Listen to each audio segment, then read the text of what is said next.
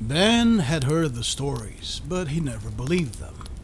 It was the kind of urban legend that drifted from one tired mechanic to the next over a few beers and the hum of flickering garage lights. There was a car, a real beauty, that could drive itself. But not just that, it was alive, and it had a taste for blood. Ben was no fool. He knew cars inside and out. He'd rebuilt more engines than most guys had hair on their heads. So when old man Finch brought it up that night, Ben just laughed it off and swigged his beer. "You laugh now, boy," Finch said, leaning in with those hollow eyes of his. "But I've seen it. That car ain't right." Finch said it was a 1969 Plymouth Fury. Blood red, chrome so polished you could see your soul in it, if you had one left. It had rolled into town a few decades ago, right off Route 9, and after that, well, people started disappearing. The car was a ghost now, Finch said, buried deep into the woods off the old highway, waiting for someone dumb enough to try and take it for a spin. Ben didn't believe a word of it, but when the job came in a week later, an old Plymouth, just like Finch described, rusting away in some forgotten field out near the woods, he couldn't resist. What were the chances? The car was exactly where Finch said it would be, hidden under a shroud of leaves and rotting underbush. It didn't look like much now, just a carcass of steel and chrome, half eaten by time.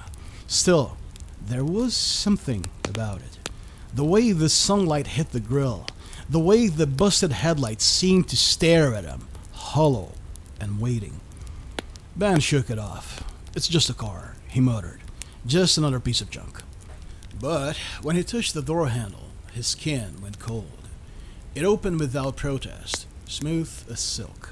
The interior was dusty, sure, but the leather was in surprisingly good condition, like it had been used recently. The keys were still in the ignition, hanging there as if the last driver had just stepped out for a single minute. Ben's gut twisted, but he slid into the driver's seat anyway.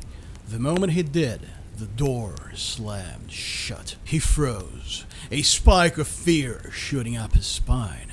He tried the handle, but it wouldn't budge. The lock clicked down with a mechanical snap. The radio crackled to life. It was a slow, haunting hum of static at first. Then the channel switched on its own, flipping through stations until it found a low, distorted voice. Ben's breath caught.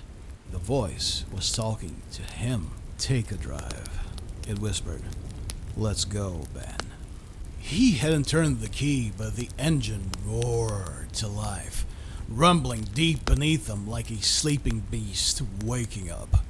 Ben's heart pounded as the steering wheel jerked in his hands, turning left on its own.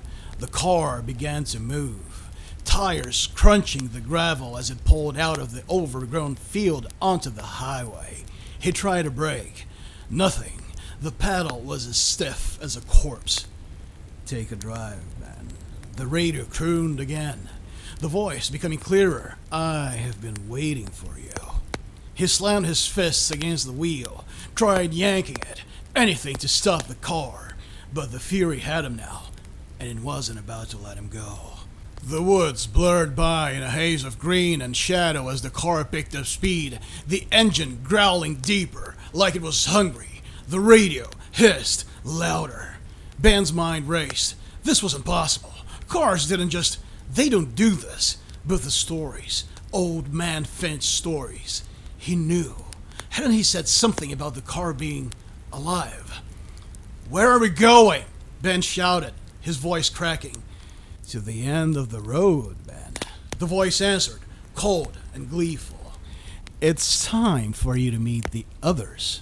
The headlights blinked on, even though it was still daylight, illuminating the narrow, winding path ahead.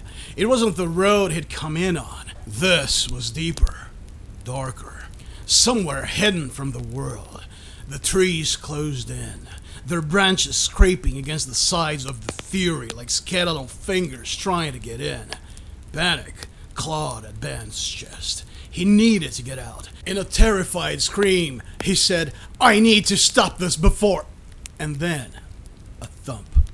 The car jolted, a sickening sound of something heavily rolling beneath the tires. Ben's stomach turned, and the smell hit him right next. Burned rubber and something rotten. He glanced at the rear view mirror. There, crumpled on the road behind him, was a body, pale and twisted, limbs splayed out like a broken doll. "No," Ben whispered. "No, no, no, no, no, no." But the car sped up. The voice on the radio was laughing out deep and echoing, the sound curling inside Ben's skull. "More," it whispered. "More! More! More!" Ahead, there was a figure stumbling out of the trees, waving for help. Ben's throat clenched as he recognized her. It was Maggie, his neighbor, her face white in fear. "Maggie!" he screamed, banging on the windows, the horn, anything to stop the car. But the Fury did not care. With a terrible lurch, the car aimed itself directly at her. "No! Please!" Her scream was cut short as the car plowed into her, sending her body spiraling into the air before landing with a wet thud in the ditch. Ben's world was spinning, bile rising in his throat. He couldn't stop it. The car was a beast, a predator with chrome teeth, hunting in the night. And it wasn't done yet. The radio crackled again, and the voice, softer now, whispered its final command. "Your turn, Ben." The steering wheel wrenched hard, pulling the car towards a massive tree on the side of the road. Ben screamed, tugging at the seatbelt, yanking at the doors, but it was useless. The last thing he saw was the gleam of the chrome bumper in the rear view mirror, grinning at him like a mouth full of steel fangs. "Now you will be mine forever, Ben." And then, with a screech of tires and the crunch of metal, everything went black. Ben was no more. Let Ben's story be a reminder that things are not always what they seem. This was Jonathan Blackwood, your writer and host. See you next scare.